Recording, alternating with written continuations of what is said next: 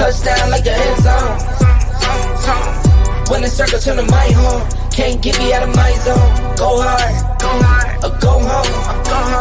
Go hard, or go home. Yeah, these championship rings on my hands now. In my head I'm top 10, yeah, that's hands down. You a squad, know you're looking man down. Funny how foes turn to friends now. Drive a race car like a Atari now. Call filling up, I need product again. Treat the business like a playground, might slide on you. Don't me wrong, might slide on you. Do a backflip, cause I'm mad rich. I'm the definition of what that is. Go hard. About the music in the background. What's going on, Longhorn Nation? Welcome to the Fan Battle Podcast, the Texas Longhorn Fan Battle Podcast. I am your boy Tim Wayne. I got my other boy, my good friend, my compadre, my best friend, my bestie, my boy, Mr. Harish Nukala, aka Uncle Gandhi. What's happening? What's good, man? How's it going? Oh, man. Listen, before we got on the stream today, and as we was chopping it up, pre going live, there's a lot of news that popped off, within the last couple of hours. There's a lot of news. So, we're going to get, we'll cover that. But as always, you guys make sure you follow us at thefanbattlesports.com. Again, I appreciate you guys adding me to the team. This is week 3. This is week 3, man. Right before camp. So this is a kind of a calm before the storm. So how you feeling today? Reese? I wish I got a haircut like some people on our team. I did not get a haircut, but I'm still rocking the fresh hat. I was going to get food earlier, and I did see some cool Longhorn gear. Okay. I might be repping over the next few weeks as we get ready here. Okay. A polo that I really wanted. I've always wanted a Longhorn polo. Oh, the Longhorn polo is a must. It's a must-have. And I need a new hat, but I'm more of a snapback kind of guy. I don't like the fitted hats. I love the fitted hat. I'm a fitted hat guru. So I'm kind of waiting for that. Oh, there's plenty of that you can find. And of course, I can always direct you to the link. But also, as well as directing, let me also put in there that you guys need to make sure that you follow us on the Longhorn Fan Battle on Twitter, on Facebook, YouTube. Make sure you guys, let us know how we're doing. We really appreciate the feedback. We appreciate everything that you guys do for us. And so, yeah. So let's go ahead and get right into it, man. We got some crazy stuff. What's going on in the news, man? Where do we want to start? Do we want to start off with Mr. Harbaugh, or do we want to start off with Coach Prime? Here's the thing, because we are a current, owner / member of the Big 12. I want to start with Colorado, and I want to start off by saying that Colorado did not help put the Big 12 together, because I did see the news sparkle earlier. It says somebody said former something about Colorado starting the Colorado did not start the Big 12. Right. I want to make sure people know that. Right. The Big 12 is a conference that started by the Texas Longhorns, right, and the Oklahoma Sooners, right. The Southwest Conference fell apart. Right. The Southwest Conference fell apart when, Arkansas and those losers wanted to leave. I just want to make sure that's known. Jerry wanted to leave, so we decided to start our own. Oh, see, you got to take a Dallas Cowboys jab, dog. He's not a Dallas Cowboy in this podcast. He's an Arkansas Razorback. And today on this podcast, so he's the enemy. Okay, I'm cool with that. We don't like Jerry. Right, I'm cool with that. Trying to take our conference. Start with that, man. Having this. Let's start with those guys. Okay, so for those who don't know, Colorado is moving, and I think this is I dropped a little nugget in the group chat prior to us going live, and that kind of sparked a whole a whole bunch of stuff. I didn't really get to catch all of it because it was popping off so fast. But with Coach Prime and mind you, they're not. It's not going to take them 3-4 years to get here. They're here in the conference next year as we make our exit to the SEC. So let me ask you this: Do you think that part of the reason why Colorado is rejoining the Big 12 is because of one, Texas and Oklahoma possibly, we're actually leaving. With the departure of Texas and Oklahoma, do you think that Colorado can potentially be the king or the big dog in the Big 12 once we depart from the Big 12 within itself? I don't know. Like, maybe. Okay. Because the thing is and the thing that I find really interesting about I think a couple of weeks on episode 1 we talked about, Deion going to Colorado and all that stuff, right? The thing that's going to be really interesting to me is how successful Deion is this year in the Pac-12. Mm-hmm. Right? I think it's really, if they win 6 or 7 games this year, right? I think it'll give them some recruiting. I mean, having Deion already is going to give them recruiting momentum. Okay. I think from a marketing standpoint, it's a great move for Colorado, right? Because the Pac-12 is gone. The Pac-12 is dead. Like, let's just be honest. The Pac-12 is dead. Yeah. That was my next follow-up question with that. I mean, we might as well go there, right? And I don't think it matters what the Pac-12. Oregon does not sell the Pac-12. I'm sorry. Oregon does not sell the Pac-12. I don't think they have the backing to keep the Pac-12 alive. Right. By themselves, right? Right. When you lose iconic schools like USC, UCLA, schools like that, you can't fix that. So I think the Pac-12 is dead, and essentially all those teams. I don't think Colorado is going to be the last team that comes to the Big 12. Okay. Now, will they make it in the Big 12? I think it's too early to say. Okay.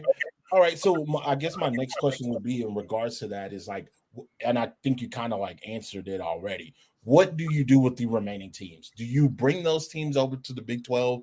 Do you move these teams over to the Big 10? Do you take these teams and create like another superpower, like maybe try to bulk up the Mountain West, try to make the Mountain West a Power 5? Like, what in this access or within this issue, what would you do if you were the commissioner of the Pac-12? What would you do? You hope and pray and count your days. Ouch. All right. That's straightforward. I mean, literally, you hope, you pray, you count your days. Right. I mean, there's nothing else you can do at this point. Unless I'm trying to think of a school that could help save the Pac-12. Can you think of a school that can help save the Pac-12? That's not just Oregon. Because they can't do it themselves. Right. I don't think that there is a team. I don't think that there. What I could see happening, and this is a long shot, right? What I could see happening is maybe schools. I think the other conference is dead is the ACC. So maybe they combine to create a super conference. We'll call them the super conference of the left outs. So you would so that would what would you do with Clemson and Florida State? What do you do with those are the people that are leaving? I think Florida State ends up going to like the SEC. I think so that you can look, because then you have Florida, right, and then I think maybe Miami ends up going to Clemson. Maybe I've heard rumors that Clemson wants to go to the SEC. Okay. I think that was something that was a thing a few years ago, and then maybe the Miami goes to the Big Ten. I don't know. That's nasty. I wouldn't want to be in the Big Ten if I'm Miami. One, I would try to keep Where the else would you I go? would try to. I would try. What I mean, based upon this conversation that we're having right now, we know what the inevitable is. The inevitable is these conferences are going to crash and burn.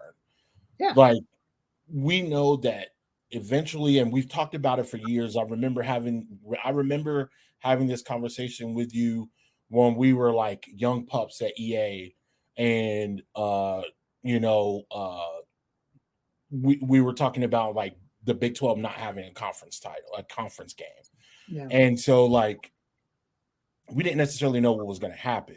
We knew eventually it was going to be inevitable, and that there would be an instance where these conferences that we know and love will eventually dissolve and just turn into Power 5 groups throughout the country, where the only thing I could think of that could possibly save it, I'll get back to that. I thought of one team, and that's Notre Dame. And you basically have to give them control of everything. Notre Dame has to go. So Notre Dame might get sink themselves into ACC if the ACCs can survive, because Notre Dame's not going to survive they'll survive from a money standpoint, right? But they're not going to make it. They're not going to make any college football playoff. Well, maybe a 12. You don't think Notre Dame maybe a 12-team playoff? I was going to say maybe a 12-team.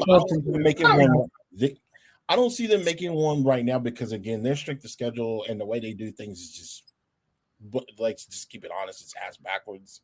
They only care about themselves.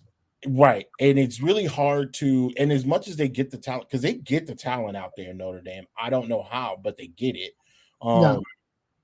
I just don't know how you can continue to want to be successful and still be an independent. Yep. You have the ACC that you can revitalize, you can bring life back in. You've got, basketball and other sports that are associated with the ACC conference. You could bolster that up and then say, "Hey, we're going to bring all of our sports here. We got all of our sports here already. We're going to go ahead and include football and revitalize that conference." You could go to the Pac-12, and then you could go to the Pac-12 and really just kind of be that big dog. You know what I mean? Yeah. If you're winning the Pac-12 every year and you're playing against, Ohio States, the Michigans, the USCs, the UCLAs of the such, you could really do a lot. You could possibly take over. That'd be them being in the Big Ten, though. Well, the Big Ten plays Pac-12 in the Rose Bowl. Oh yeah. Yeah, that's what I'm going to change too. I think like the champions don't get to go to the Rose Bowl anymore. I think the Rose Bowl, the Orange Bowl, like the BCS New Year's Six bowls, right, are end up going to being the bowls that teams go to as they advance to the playoff. Oh, so you got your New Year's Six bowl, and you go there based on seeding. So right. like so you got the your number one seed might be at the Rose Bowl. Right. Right. Okay. So you're saying that your New Year's Six bowls are going to be based on playoffs, where you're positioned within the playoff. Correct. Ooh. And if you're the number one seed, you'd would play, in the row, but your top four seeds would be your home teams for those Rose Bowls and your New Year's Day bowls. And whoever they are, they would play closest to the bowl closest to them, right? Right. So if I'm Texas and I'm the number one seed, you're going to the Sugar Bowl. Right. Right? Because it's closest to me. Right. So it's the closest to a home field advantage. Right. That's actually really smart. That's actually very. We know nothing those committees do is smart. So that's probably not what's not going to happen. They're probably going to send Texas to freaking Canada to play or something like that. So let's hope not. All right, let's get to Jim Harbaugh. Sure. My man is working with the NCAA to discuss his 4-game suspension. He was doing he did some violations. Now, I don't necessarily know all the details of the violations, but he lied about buying food for a couple of players, which we all know that that's not really necessarily true. but he didn't back down. This came up a couple months ago during the season, but he didn't back down from it. He was questioned about it. It kind of got blown over because at that time Michigan was whooping everybody, and then they throttled Ohio State, so it kind of got blown over. And the Harbaugh brothers, what they do best is they deflect. They're the king of deflecting. They are. So, they're good at it too. They're really, really good at it. So now it's down to the nitty-gritty where they're discussing a 4-game suspension. So I guess let me ask you this from a standpoint, and again, we're not Michigan fans, of course. You see what you see right here. We're horns all day, but does this possibly shape what could possibly happen down the future in December? We don't know, but we have to speculate that it could, because Maybe. at any point in time, you go into a game and your guy, your head coach is not there. A number of things can go wrong, right? Yeah. So that's a big deal, and it's a 4-game suspension, and it's not going to be spread out. Well, you can work this game and you can't work this game. It's going to be consecutive, so it's going to be a month that Jim Harbaugh is not going to be around. Michigan is not going to have their head coach. So I'm going to assume that it's going to be at the top of the year, of course. I don't know if he's going to appeal it. I don't know if he even has the time. Again, fall camp starts next week, guys. Like we're right here. I believe fall camp starts on the 2nd, and on the 4th we got NFL. Like it's right there. So what I'm hoping is that what my question is that how do you feel what do you feel that this can do with the impact of Michigan at its core? Like, do you think that they have a possibility of losing games? Because they do have a very favorable schedule. I did look into their schedule. It is very favorable to where I feel like the only 2 teams that they have an opportunity to lose is they always seem to struggle against Illinois, and they always seem to struggle. I mean, the Ohio State game, that is the game, right? So yeah, but he's not missing that game, so I'm not worried about that. Right, he's not, right. So those games are not going to be missed, but there is a possibility for the hiccup within those first 4 games. So I guess what I'm asking is, do you think that there's a possibility that they can lose those first 4 games? No. Here's their first 4 games. Not even close. Okay. No, zero, like negative 600% chance. Okay. Give the audience the first schedule, please. September 2nd, East Carolina. W. Okay. September 9th, UNLV. W. Right. September 16th, Bowling Green. W. Okay. September 23rd, Rutgers. W. Not missing any games. Okay. I mean, we've seen crazier things happen. I just you never want to rule Not that missing any games. You're not missing. Yeah, he's good. Here's the thing: if this was the Rich Rodriguez Michigan team, and Jim Harbaugh missed, like that lost to Appalachian State, I might be like, all right, maybe something I'm concerned about. Right. I think Michigan is one of the best teams in the nations, and they have been for the last few years. I picked them to go to the playoff last year; they made it. Yeah, you did. I picked them to go to the playoff again this year, and I think they're going to blow through the Big Ten this year. Just like I thought Ohio State was going to blow through the Big Ten 2 years ago, and they did. I think Michigan blows through. I have a question. I have a question, but I want to wait until we discuss like who we want to win the championship game. So I'm just going to hold off on that. Let's get that for a couple of weeks. I'm going to hold off on that because I really have a really good question, and I don't want to forget it. I'm going to have to make sure I write it down after the show. So yeah. In other news, I mean, a bunch of kids. It's really been a kind of a slow week, guys, for the most part. There was a bunch of new uniforms that came out. I do like Illinois' new uniform. Looks nice. Illinois' uniform looks nice. Man, I really want a black and orange Texas uniform, man. Give me the black and orange alternative uniforms. Come on, Sark. That is not going to happen. I know. There's too much money. There's too much money for them to stay what they are, right? For Texas to stay what they are. We have one of the most iconic uniforms in sports, period. which a lot of people don't want to acknowledge that, but it is that burnt orange and that Longhorn symbol is around the world. It's renowned around the world, rather. So yeah, would I like an alternate uniform? I would. What I want to bring back, and I don't know if you remember this, but do you remember the Big 12 or the Texas versus Oklahoma shootout, the Red River shootout in 2010? Do you remember that? Do you remember where we were when we watched that game? I didn't know you in 2010. Oh yeah, I did. Yeah, you did. Yeah, you did. I know you for that long, bro. Yeah, you did, bro. It's a long time. That's crazy. It's a long time. So where were we in 2010? Set the stage for me here. So this is when we had first really started just hanging out, and we went to Plucker. I think this was one of the first years where we really started going to Pluckers and inviting a group. Because at one point it was just me and you, and then people started finding out, oh, y'all be going to Pluckers? Why y'all going to Pluckers? And we're like, dog, it's got all these TVs and we can watch games all day and not have to go anywhere to watch these games. But they had a gold and white trim. They had the gold trim around the letters. I need to look at these. Yeah, you got to look them up. They're beautiful uniforms. Oklahoma had their poo-poo uniforms. But Texas had a gold.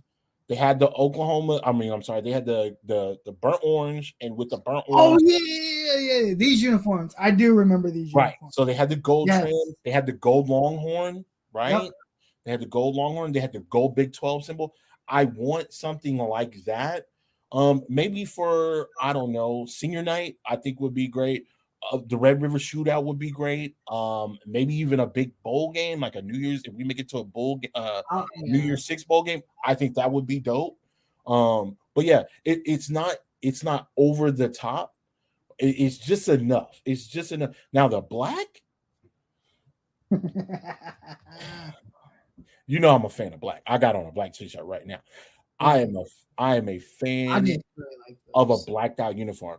I'm not gonna lie, I do like Oklahoma State's uniforms when they go black, when they black out their uniforms. By the way, Oklahoma State got a new uniform. They went back to old school like 80s, but it's got a touch of 2023. I think is really, really nice. They got away from that cowboy, the old leather looking, tumbled leather looking look. With the right. They got rid of that. So that's gone. That stuff that was on the collar, that's gone. Can't wait to beat them by 30 in those uniforms. This can be awesome. Hey, man, I don't think Oklahoma State's going to do well this year either. But Mike Gundy, he's going to yell at somebody, though. He's going to tell somebody. He pulls some stuff. He's going to tell somebody that he's 60 this year. Wow, he's not 40 no more? Not 40 no more, man. He's a man. He's 60. Oh, man. He still got that mullet, too. You got to let that go, bro. But anyway, enough about the uniforms. Let's get into some recruiting updates. Harish, hit us with some recruiting updates. I know we got some regarding Texas basketball and Texas football. We had news come down the pike a couple of days ago, so let's fill them in on that. Yeah, we can start with Texas football. So 4-star. This is tough because this is a tough recruiting battle, right? Right. 4-star cornerback from Lancaster. I just drew a blank on his name. It's the cornerback from Lancaster. Right. He basically committed to Clemson over Texas. Right. Now the interesting thing about this is that he was Texas for most of his recruiting. Right. I don't know what happened, but something happened late. I don't want to say last week. Corian Gibson. That's Corian Gibson, right. I don't know if it was last week or late last week. It's almost 48 hours before there was something that came out that he was leaning towards Clemson. But I didn't read a reason why, but he picked Clemson over Texas. So I don't know if that's a big loss for Texas per se, right? It sucks and you know, recruiting is still going to keep going on for a little bit. I think, you know, one thing we learn about recruiting nowadays, because there's 2 recruiting periods, is recruiting never stops. Anthony Hill committed to A&M before the season started last year. I don't know if you remember that. Yeah, and I remember. People all up in arms because he was the big running back. He was the big linebacker at the time, 5-star linebacker, right in from your own backyard. And he decommitted at the end of the season. Right. And he commits right before the second signing period to Texas. Right. So if we need him to come to Texas, Texas again, it's all about Texas winning on the football field. Sark can recruit. He shows that he can coach. He shows that, but now he needs to show that he can develop. Quinn Ewers developing is going to be really important for him this year. Right. So Corian Gibson heads on over to Clemson, and that'll be a big loss. On the basketball end, you know, Terry's quietly been putting together a very good basketball. Yes, he has. He's got himself a big. He got that big from Virginia. Right. And then over the weekend, he commits Devin Pryor, who's a 3-star small forward out of Texas, the 20th ranked recruit in the state. Right. He's a big 6'8" guy. He's from the PSAT Academy, which is I don't know much about the academies. I think that's like a basketball academy. Right. It's in Houston.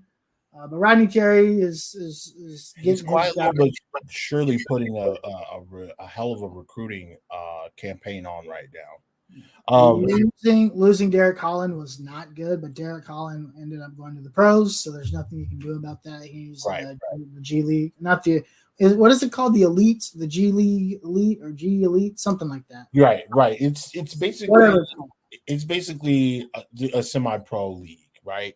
So they're still getting paid like $500,000 to play basketball, and he's honestly, like, let's be completely honest. Next year, he's probably going to get drafted somewhere high if he has a good showing. If he did anything that he did last year for Texas in this league, he's going to be just fine. Well, what's weird is, so here's the thing. So Jaden Hardy, who the Mavs drafted, which not instead of in the second round last year, was in the G League. Was in this league. When he started this league, he was the projected number 1 overall pick in last year's draft. Wow. And he fell all the way to the second round to the Mavs. So I think it might actually hurt your stock more if you don't do well, because you're playing against other professionals. Yeah, you're playing against elite talent. No, for sure. Yeah, the best of the best, right? Right. I want to go back and just touch on Clemson for a second. I remember when we talked about the signing. We talked about it last week. He made the announcement. He went to Clemson, and I remember sending you a text message, and I said, I don't like Clemson in the state of Texas. The reason why I don't like Clemson in the state of Texas is because they're not coming in. They're not getting 2 stars. They're not getting 3 stars. These guys are getting 4 stars, 5 stars. They're getting big players. Anthony Hill Jr., definitely another thing to talk about. These kids, these are impactful players that are going to be impactful as freshmen on the team. I remember a couple years ago, Andrew Muckbu, who played at Austin LBJ, broke the Austin record, or the AISD rushing record that was up for God knows how long. He broke that record, and then Texas was a thing. He didn't commit. He goes to Clemson. Then another kid out of Austin LBJ, I can't remember his name right now. He got an offer from Texas. He doesn't go to Clemson, but he goes to Vanderbilt. These are kids that are stud running backs. These guys are not chumps by any manner, right? These are You say that, but look at who Texas is committing let's look at the running back position, right? Right. Look at who Texas is committing. And then you look at who they have this year already in the back. I think running back is different, right? If you were to, I think corner is important because after this year, we're young again at corner. This is the most, you lose seniors this year. This is a very, very senior type team, right? With Jade Barron, you're losing Ryan Watts. You're Right. losing guys, right? Right. I think this is really important. And you got the guys like Musa Muhammad, who's coming up this year, or Malik Muhammad. Sorry, not Musa Muhammad. Malik Muhammad. Right. And you've got younger guys, but yeah, I think Corian Gibson, it is a loss. I know there are some Texas fans that are like, we'll get the next one. We are out for Cody Black, who I think is going to go. We're still in the hunt for that. Please. 5-star. I think he's 5-star to Houston. Right. But every recruit in your backyard matters. And Sark isn't. I read an article. Sark actually isn't doing very well in the state of Texas this year. No, he's not. He's not recruiting well at all in the state of Texas. So the only thing that's going to turn that around is winning. He's got to win. Right. So, I think winning the Big 12 is the most important thing. Also, we lost Justin Williams to Georgia. Yeah, that hurt. That hurt. But it's kind of the same thing with Anthony Hill, right? 5-star linebacker, best linebacker in the state. I think best linebacker in the country commits to Georgia, right? So let's talk about the kids that Sark is happening to bring into Texas. Now, he is bringing in like studs, right? Anthony Hill, Jatavian Sanders. These guys are studs, right? But it's like I can't remember what article I read not too long ago, but they were basically saying like if you win your state, if you recruit your state, if you're like a USC, an LSU, an Alabama, a Florida, Georgia, if you recruit and you're able to get a majority of those kids in your state to stay home and to stay at your program, you usually win. Right. It's a freaky stat. I remember that 05 and that 09 Texas team, majority of the guys that were on that ball club came from within the state. You got to think about Jamal Charles, Vince Young. You think about Colt McCoy, Jordan Shipley, right? Yeah. Roger, Michael Finley, right? Jermichael Finley. Like all of these guys are like Texas guys, right? Earl Thomas from Orange, Texas. Like these guys, the Huff guys, the Griffin boys. Like these guys are all in the state, right? And so that's really, to me, I'm not knocking the other kids because that he's recruiting, because again, these are not just cream of the, these are not the low end kids. He's getting cream of the crop guys from different states. You go and you get an Arch Manning, you go and you get you bring a Quinn Ewers home via transfer portal. You bring A.D. Mitchell, Houston kid. You go and get him from a national championship. He was going to be the number one receiver. Yeah. You go and you get him, you bring him in, you bring him home. You know what I'm saying? So that's the thing. I think a combination of getting kids from the transfer portal and winning your state is what in the end is what will get you those championships. Does it always work out that way? No, but it's just history has shown that if you recruit strong in your state, you normally win. Yep. You normally win. So with that being said, we're going to go ahead and move on to the next thing here. I think I wanted to get a little spicy in the last couple of minutes here. Real quick, I want to address this comment real quick. Okay, let's do it. At Texas, 5 stars play like 3 stars from Gabriel Ruiz. Hey, Gabriel, thanks for the comment. We appreciate it. Yes, sir. Thanks for the comment, man. At Texas, 5 stars play like 3 stars because previous to this year, coaches couldn't coach.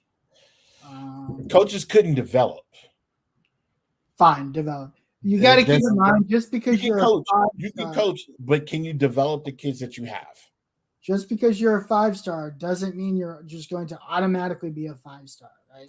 Coaching matters. Colt McCoy was not a 5-star. I believe Colt McCoy was a 3-star quarterback and almost won a national championship. Yeah, I mean, we've had both, right? We've had 3 stars develop into really good players, right? We've had 5 stars bust, right? Right. But we've also had 4 or 5 stars not play well in college, but accelerate at the NFL level. Caden Stearns is the one guy that just always sticks out. He was a 4-star safety coming into Texas, didn't play very well, was injured a lot, gets on an NFL roster, is now playing starting safety for the Broncos. Yeah, he's definitely one of the top 10 safeties in the league. Yeah. Right. We're getting talent, right? It's about developing talent, to your point. And we just until Sark, we haven't really been developing talent. Now, this is the first year. We're going to see if Sark can truly develop talent, because this is going to be the first year he's going to have. This is the first year he's going to have his guys for 2 years in a row. Right. So we'll see what he can do. To me, if Sark doesn't win the Big 12, the whole thing's a failure, and he's on the hot seat. Nothing to me is acceptable besides Big 12 championship. Right. So I'm going to ask you, like I do every week, if in the case that this doesn't work out in Texas's favor, and let's say we don't win the Big 12, let's say we do 9-3. What do you do? 9-3 wins the Big 12. 9-3 wins the Big 12. 9-3 doesn't get you into a playoff. That's fine. I don't care about the playoff. You got to win the Big 12. Okay. So what if we don't win the Big 12? Sark's on the hot seat. Right. Okay. And then you're calling Urban Meyer. You're seeing who's moving to Texas. You're making phone calls. Right. On the back end. Right. You're calling Art Briles. Yeah. You're calling Art Briles. You're calling Gary Patterson.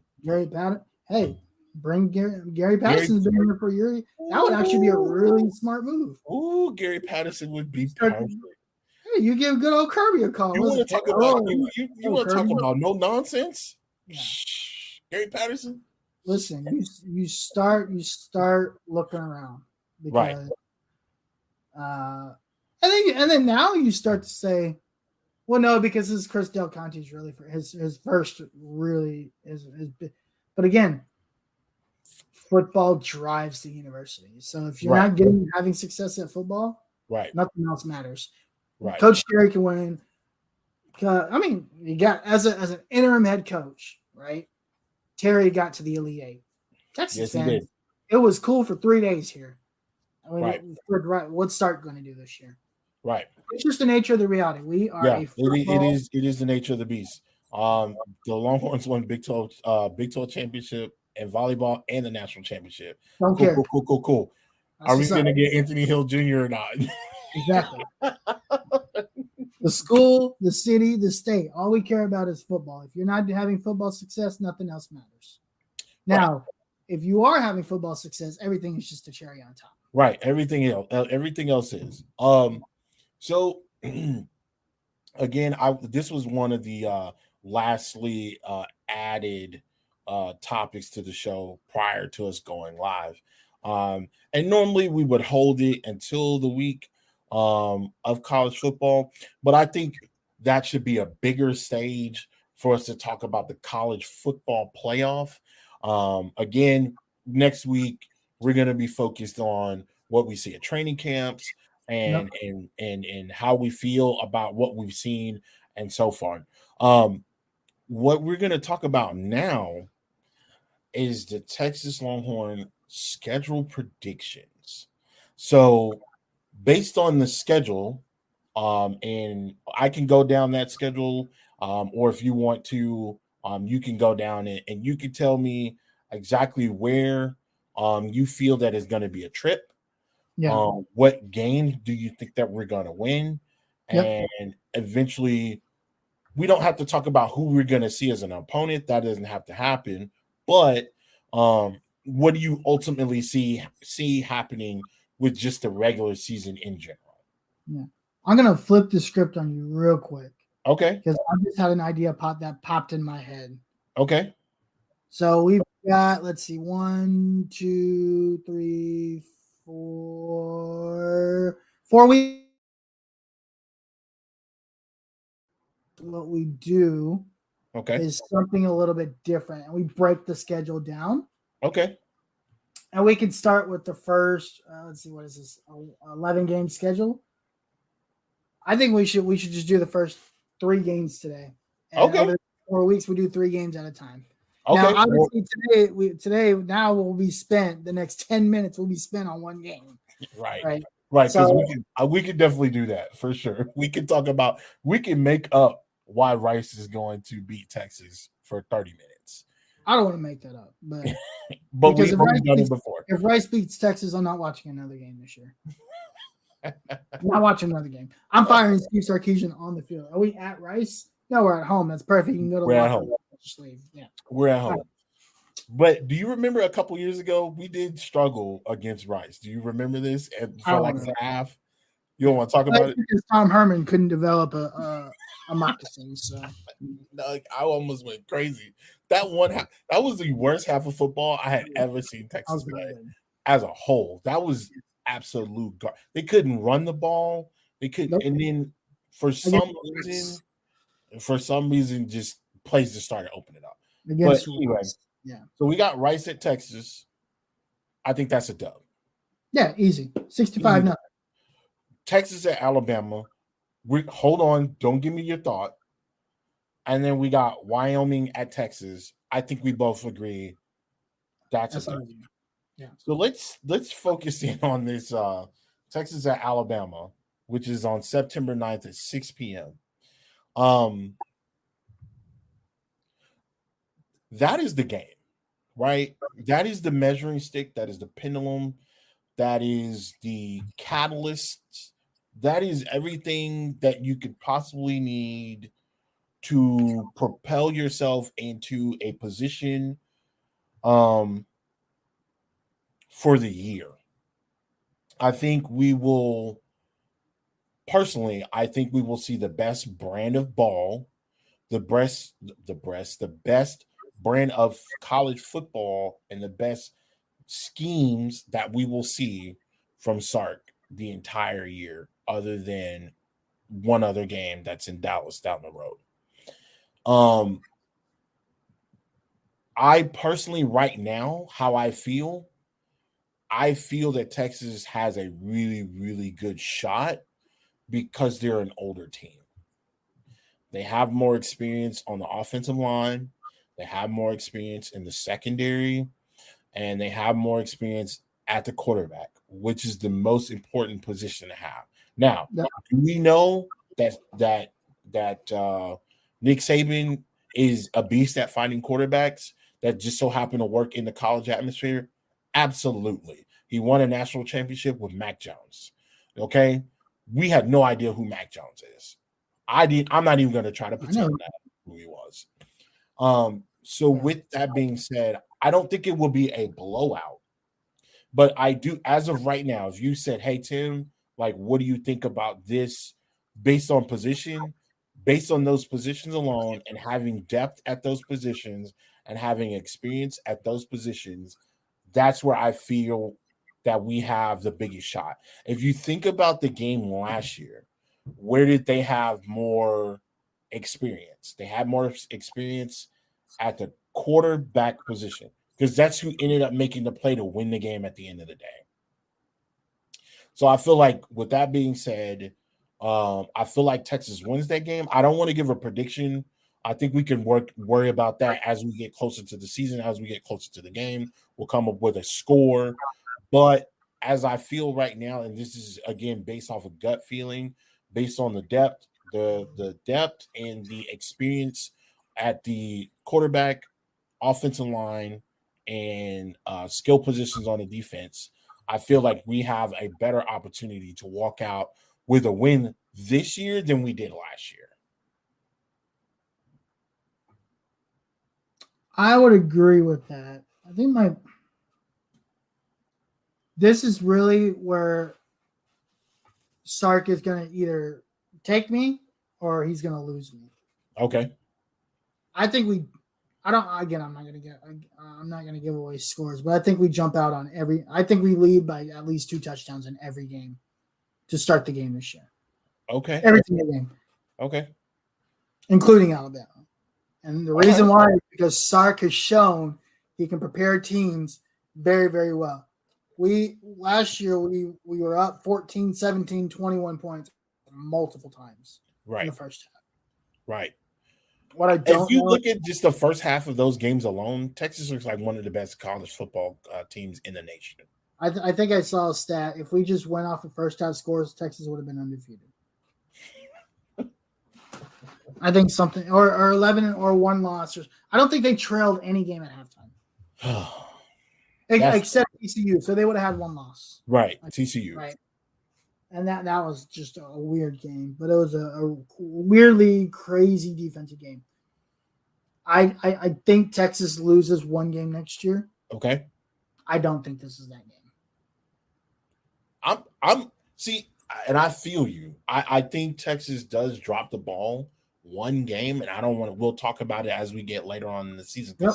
It's obviously not any of these three teams. I just went on a 10-minute rant on why I think they're not going to lose, but yeah, I just feel like we go. I also think that Sark knows that he's.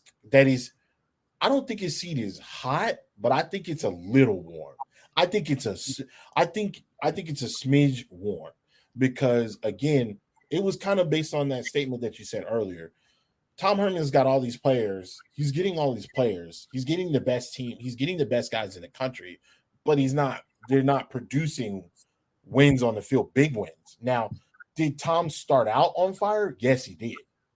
Did it transition into more? No, it did not. And so you get that last second West Virginia loss. You get the mess up with against Oklahoma where you're up 28 points at half. And Caleb Williams, a true freshman, comes in. Yeah, you have a true freshman come in and he just starts running around and playing God knows NFL college football, mascot football, and he's just launching the ball all over the place. And was that Tom Herman or was that Sark's first year?